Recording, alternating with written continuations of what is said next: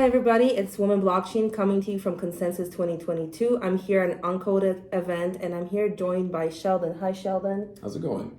Excellent, excellent.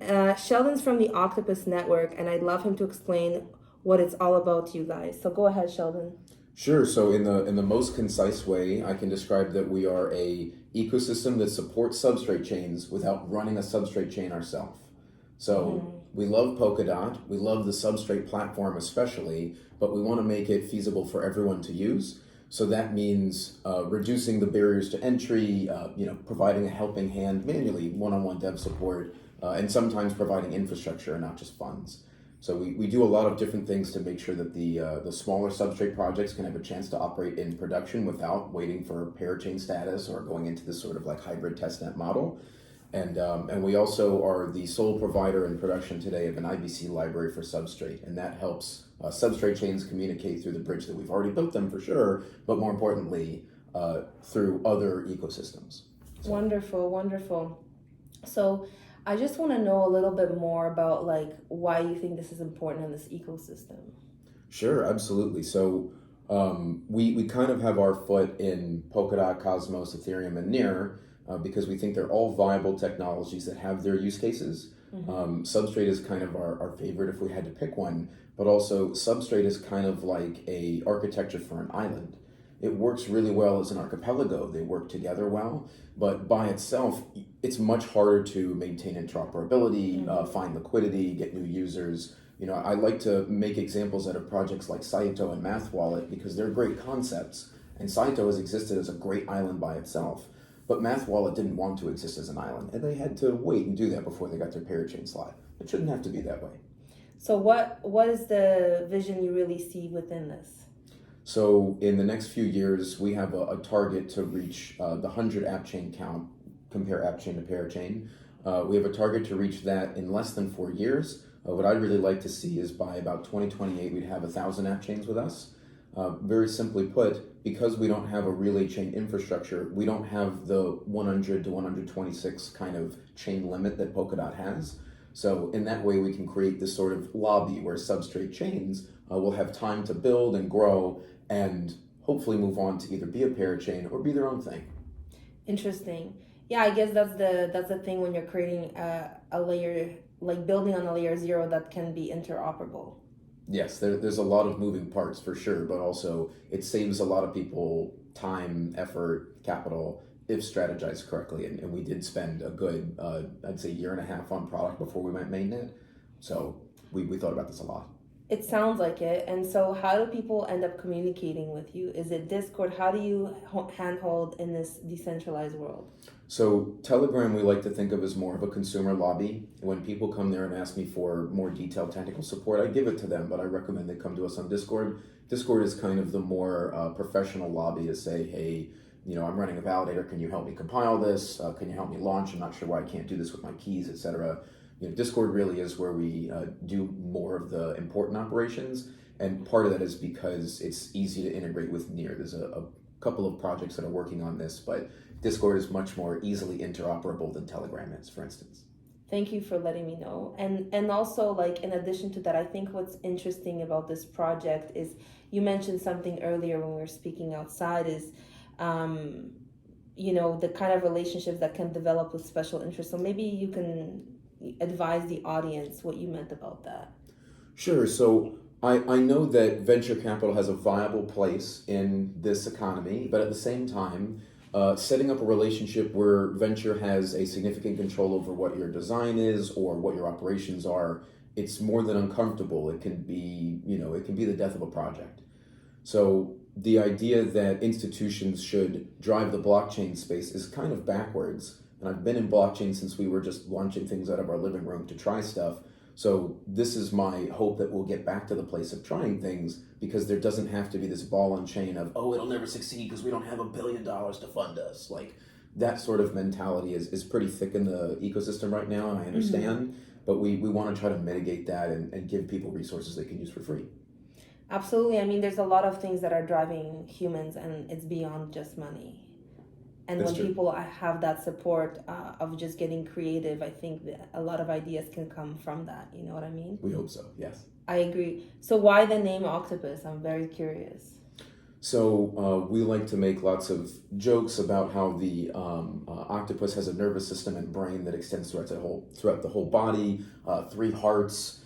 There's some more profane things I could joke about the biology, but it's not the real reason. That's my sort of like fun response to that. The real logic is that we are a decentralized project. We're not a DAO structure yet, but we're working on a series of DAOs that will transfer a lot of power to the ambassadors, to our community, and eventually to us. By 2024, when our token unlocks are completed, no further OCT tokens will be minted, and by then we'll need to be ethical participants and not owners of this ecosystem. So that's our real target. How did you come up with a team that shares the same values as yourself? It's not easy. How? That's a very good question.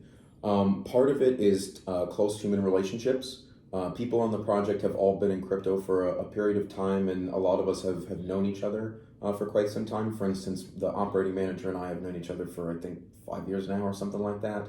So we're kind of used to each other, and it's easier to manage risk in that regard. I might have a guess that 1 or 2 of my colleagues will like or not like a certain thing. That doesn't mean that I get anxious and preemptive about it, but it means that I have an understanding and a respect that at some point someone might come forward and say, hey, I'm not cool with this, or I might say, hey, we need to walk this back and do some rework here. Mm-hmm. So it's delicate is the short answer. Is it managed with 3 hearts is my question. An odd number of hearts, yeah, for sure, because it is that kind of ambiguous love, if you will, that we're cool with each other, but also we know that sometimes one arm might not know what the other arm is doing, and we figure it out, because that is what the nervous system of an octopus is. If you're not familiar, one arm literally does not know what the other arm is doing, but they are still all attached to the head and moving towards the goal. Sounds like blockchain to me. I'm glad. Excellent. You just put another name on it. That's cool.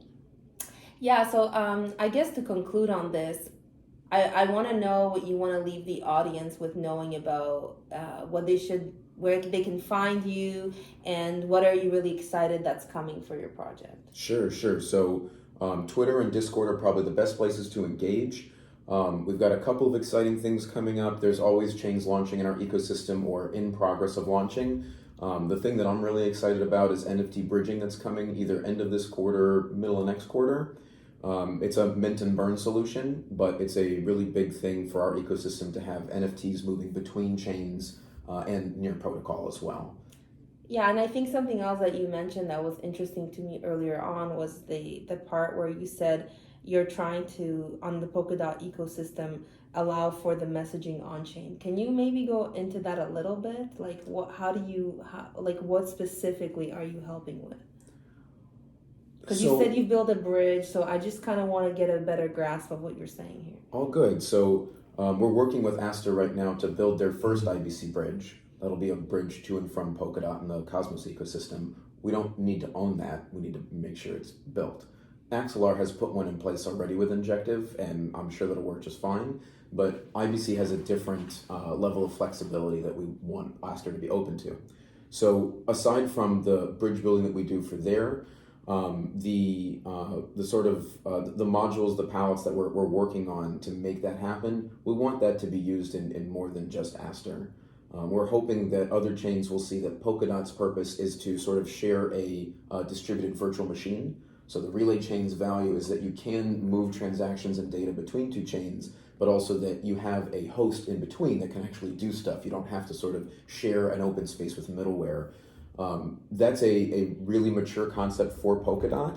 We want to suggest that it can be done differently, and then that way when you're at a sort of enterprise flagship level, at the top level of operating substrate, that makes sense. At a starter level, that's a really, really expensive service that you have to pay for that you might not use. Yeah, I see what you're saying.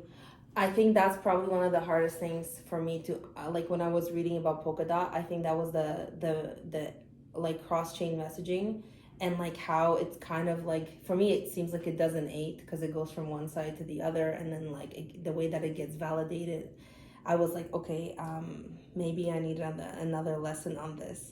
So what you're saying is basically these parachains may not or like the other, basically the smaller projects may not need a whole enterprise level communication schema, that it could be done on like a smaller level. Am I getting that correct? Exactly. It's like being a small business and starting with a SAP and an ERP platform. It just doesn't make any sense. You're not looking at, gigs and gigs and tables. You need a solution that is sized to you.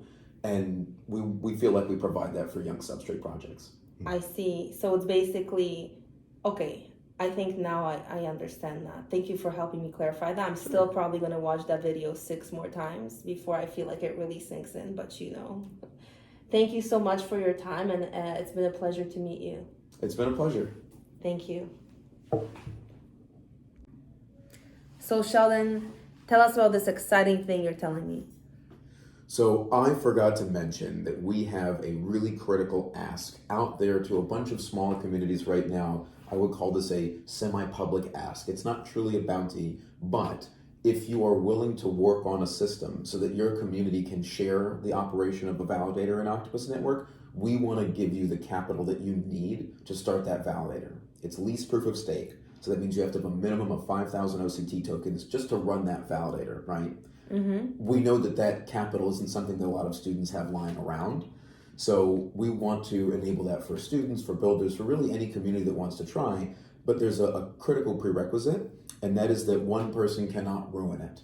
So if you have a split up key setup, if you're doing multi-sig in some way or using sub-accounts on near, there's lots of possibilities here. And one person has the ability to bring the solution down, we say you didn't actually make the solution. It's a very tough ask because someone will have to initiate the task, and then other people who are trusted will have to take custody of that based on the sort of agreement from the community. It's a really difficult trust exercise. It's not that hard as a private key management exercise, but it's a difficult thing to manage without a lot of structure. If you're an organization and you have requirements for how keys are managed, or you set up protocols for how keys are managed, that's one thing. But to just be a group of people that come together sort of naturally or by some other means and say, hey, we want to run infrastructure, we want to operate a server for a blockchain, it's a lot. So it is a difficult ask, but we want to make it easy in 2 ways. Number one, I offer my time anytime someone wants to have a chat with this or sort of, battlefront the solution, no, that's not the right word, battle test the solution, then yeah, we're very happy to go through it with them.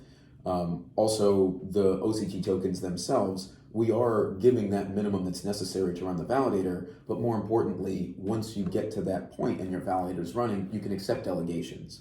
So that means that the base level of return that you should get from just operating validator, yeah, it'll pay your bills, it'll keep the server running, but there is a decent financial reward for doing this activity long term. So as long as that blockchain is operating, you'll get those payouts from that grant that we've given you, and we don't expect that OCT back. We just expect that you want to keep running the validator to keep getting profits for yourself, and that makes us look good.